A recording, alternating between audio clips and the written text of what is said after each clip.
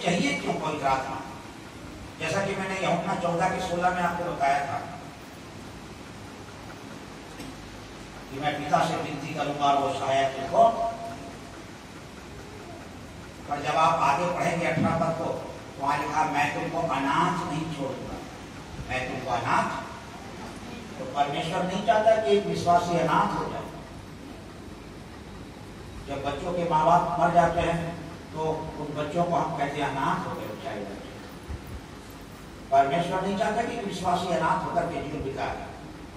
इस कारण हमारा विश्वास अच्छा हो, और हो सकता है आप सबों का विश्वास बहुत अच्छा होगा क्योंकि आपने यीशु मसीह को नहीं देखा, फिर भी आपने उस पर विश्वास कर लिया। ये विश्वास कर लिया कि यीशु मसीह परमेश्वर का पुत्र है। ये बहुत अच्छा विश्वास है एक भाई और बहन का। ये विश्वास कर लिया कि यीशु मसीह मुक्तिदाता है। ये बहुत अच्छा विश्वास है। ये विश्वास कर लिया पढ़ करके और सुन करके कि वो स्वयं प्रभु है यीशु, और वो हमारे पापों के लिए मारा गया, गाड़ा गया और तीसरे दिन जीता हुआ। यदि हमारा ऐसा विश्वास है तो ये बहुत अच्छा विश्वास है। सुबेदार का विश्वास भी बहुत अच्छा है, उस स्त्री का विश्वास भी बहुत अच्छा है, इब्राहिम का विश्वास भी बहुत अच्छा है, और आप सबों का भी विश्वास बहुत अच्छा है क्योंकि हमने यीशु मसीह को नहीं देखा और इतनी बातों पर विश्वास कर लिया। अब रह गई पवित्र आत्मा की बात, और यदि हमारा विश्वास अच्छा है तो फिर कमी कहाँ है? फिर पवित्र आत्मा उसने दिया क्यों नहीं? उसने अपनी प्रतिज्ञा को हमारे जीवन में पूरा क्यों नहीं किया? बात केवल विश्वास तक सीमित नहीं है। हमारा विश्वास अच्छा है, और आप निकालिए प्रेरितों के काम यूहन्ना के बाद 5 अध्याय और उसका 32 पद, 5 अध्याय का 32 को देखें हमने, चैप्टर 5 वर्स 32 को देखेंगे। प्रेरितों के काम यूहन्ना के बाद एक्ट्स की किताब। और हम इन बातों के गवाह हैं, और पवित्र आत्मा भी जिन्हें परमेश्वर ने उन्हें दिया जो उसकी आज्ञा मानते हैं। एक ही बातों को देख करके पवित्र आत्मा नहीं दिया जा रहा है कि हाँ सामने वाला विश्वास करता है, दे भी दिया होगा। ये सब उसके हाथ की बात है। वो जिसको जो चाहता है उठा करके दे देता है। पर जो लोग विश्वास कर रहे हैं, परमेश्वर चाहता है वे लोग आज्ञा भी माने, वो लोग आज्ञा भी माने। और आज्ञा का उल्लंघन होता जाता है और हम आज्ञा का पालन कर नहीं पाते हैं। कुछ आज्ञा का यदि 10 आज्ञा परमेश्वर ने दिया तो 5 का पालन हो रहा है, 5 का नहीं हो रहा है, या 8 का पालन हो रहा है, 2 का नहीं हो रहा है।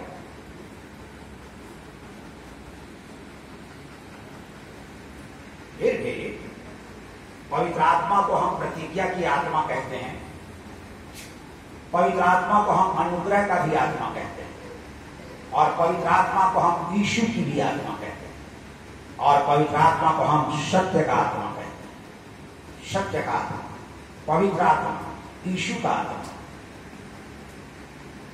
अनुग्रह का आत्मा, ये पवित्र आत्मा। आज्ञा का पालन। और मैं समझता हूं कि परमेश्वर की कोई भी आज्ञा कठिन नहीं है। यूहन्ना ने अपनी पत्री में लिखा है 5 अध्याय,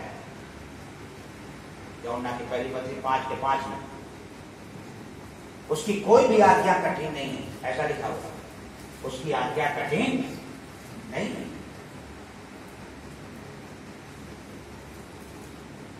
सब मानी जा सकती है। परमेश्वर ने कोई बड़ी आज्ञा हम लोगों को नहीं दिया। जैसे थोड़ी देर में सोचिए, क्या आप किसी और को दंडवत करते हैं? यीशु को छोड़कर नहीं करते। आपने आज्ञा का पालन कर लिया, आपने आज्ञा का पालन कर लिया।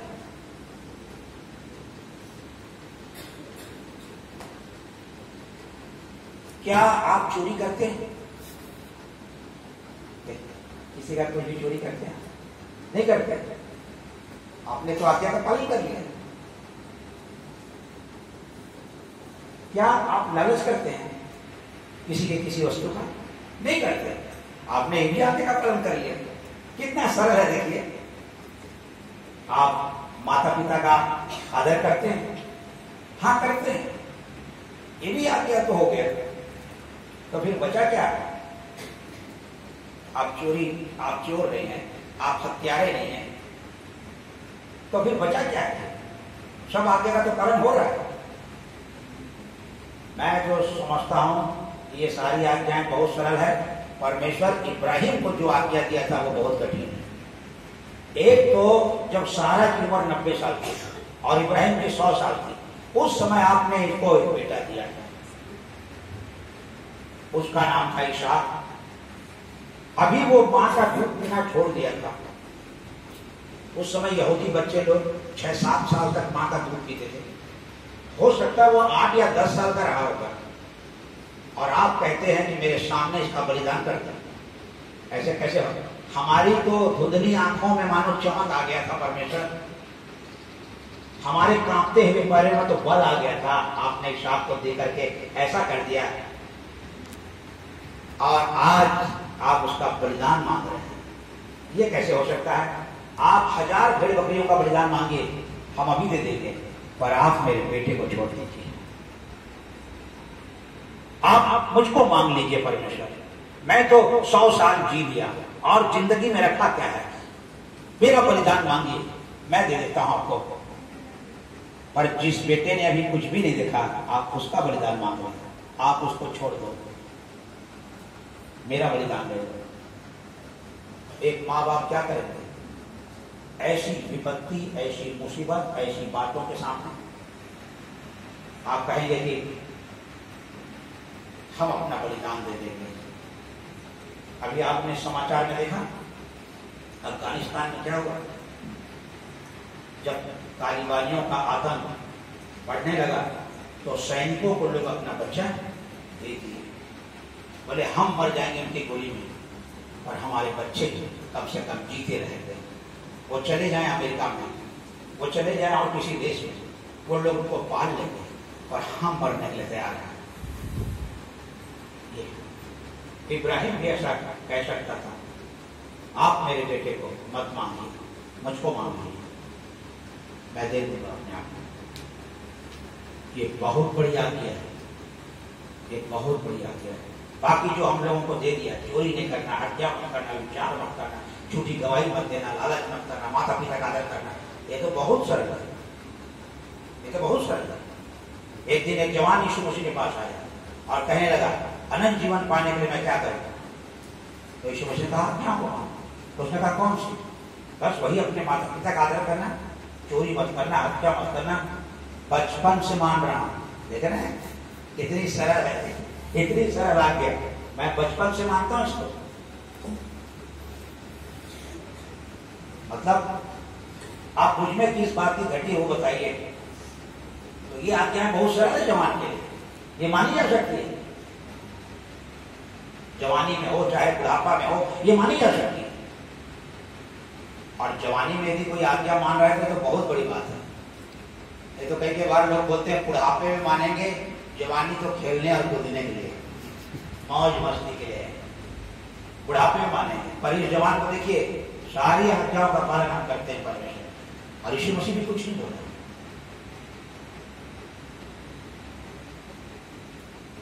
ये नहीं बोला कि नहीं तो एक आज्ञा नहीं मानता, तू चोरी करता है। वैसा नहीं कहा कि नहीं तू लालच करता है, मेरे को सब मालूम है, तू झूठ बोल रहा है। ऐसा कुछ भी नहीं बोलता। यह है आज्ञा मानना। इब्राहिम परमेश्वर की आज्ञा का पालन किया, नूह परमेश्वर की आज्ञा का पालन किया। जब पूरी पृथ्वी पर जल प्रलय आने पर थी तो परमेश्वर ने नूह से कहा कि जहाज बना लेना बचने के लिए, सब कुछ पानी में डूब जाएगा। नूह कह सकता था कितना समय लग जाएगा जहाज बनाने के, परमेश्वर आपको मालूम है, इतना बड़ा आज्ञा क्यों दे रहे हैं?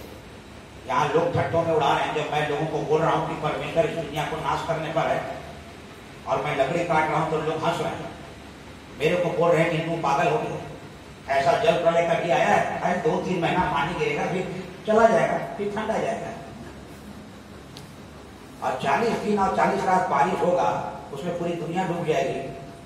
ये इस बात पर हम विश्वास नहीं करते, इन्हों माफ कर देना हमको, तू पागल हो गया। तो परमेश्वर मैं कब तक लकड़ी काटूंगा और जहाज बनाऊंगा, 100 साल से ज्यादा समय लगते थे इसको, ये सब बनाने के लिए। नूह कह सकता था इतना बड़ा काम मत दो मेरे को, मैं परिवार सहित एक पहाड़ की चोटी में चला जा रहा हूं चुपचाप, बस उसको मत डुबाने, बाकी डुबा दो। एक इंसान को डुबा देने के लिए 10-12 फुट पानी काफी है और डूब के मर जाएगा, पूरी दुनिया को क्यों डुबा देगा? कब तक मैं लकड़ी काटता रहूंगा, कब तक बनाता रहूंगा? ये आज्ञा बड़ी हो सकती है। हमको ऐसा लगता है कि हाँ कुछ आज्ञाएं छोटी है, वैसा छोटा छोटा दो, लालच तो थोड़ा बहुत हो जाता है तो बड़ा लगता है। माता पिता का भी आदर कई बार नहीं होता है, भला बुरा बोल डालते हैं, तो छोटा मोटा आज्ञा दो। जैसा पानी भरने का, दलील के काना में किसी का विवाह था और यीशु मसीह सेवकों से मिला और मटकों में पानी भर, हाँ ऐसा बोलो, पानी भर देते, झाड़ू लगा देते, ये आज्ञा हमको सरल लगता है। पर आप बोलोगे चोरी मत करना और झूठी गवाही मत देना, लालच नहीं करना, अब थोड़ा बहुत तो लालच हो ही जाता है, ये थोड़ा कठिन लगता है। हाँ चर्च को झाड़ू लगाने का बोलो, ऐसा दही बिछाने का बोलो, ऐसा आज्ञा दो। यूहन्ना कहता है उसकी कोई भी आज्ञा कठिन नहीं है। यूहन्ना की पहली पत्री 5:3 में उसकी कोई भी आज्ञा कठिन नहीं है, सब मानी जा सकती है। तो परमेश्वर पवित्र आत्मा किनको दे रहा है? आज्ञा मानने वालों को। तीसरी बात, आज हमको पवित्र आत्मा चाहिए और परमेश्वर पवित्र आत्मा किनको देगा?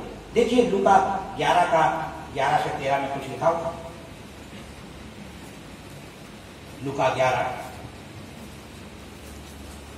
से 13 में कुछ लिखा है। तुम में से ऐसा कौन सा पिता है, ठीक है, जब उसका बेटा रोटी मांगे तो पत्थर दे दे, मछली मांगे तो सांप दे दे और अंडा मांगे तो बिच्छू दे दे? तो जब तुम बुरे होकर अपने बच्चों को अच्छी वस्तुएं देना जानते हो, तो मैं अपने मांगने वालों को पवित्र आत्मा क्यों नहीं दूंगा? मांगने वालों को तो देखो, प्रार्थना में हमने क्या मांगा?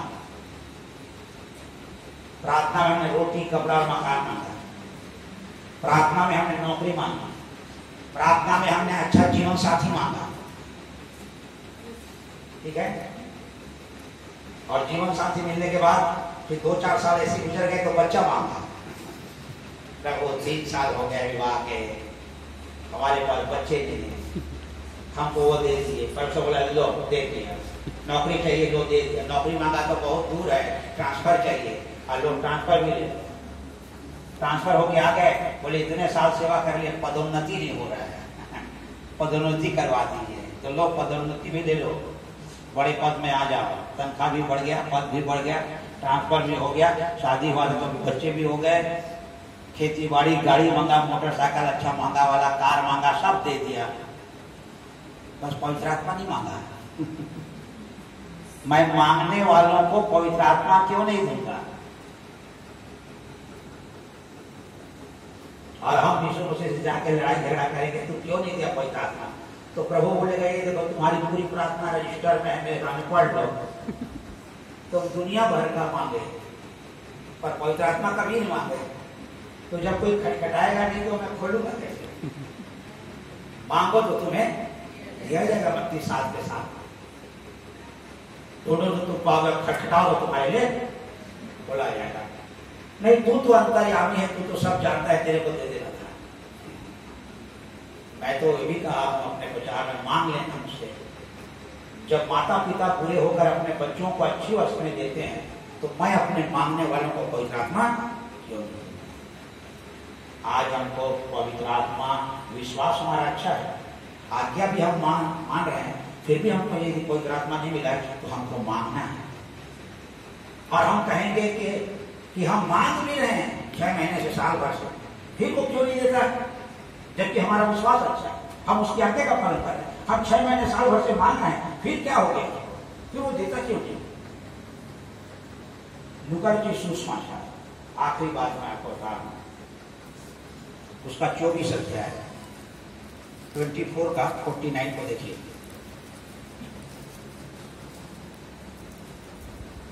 जब हम 49 को पढ़ते हैं तो वहां क्या लिखा है?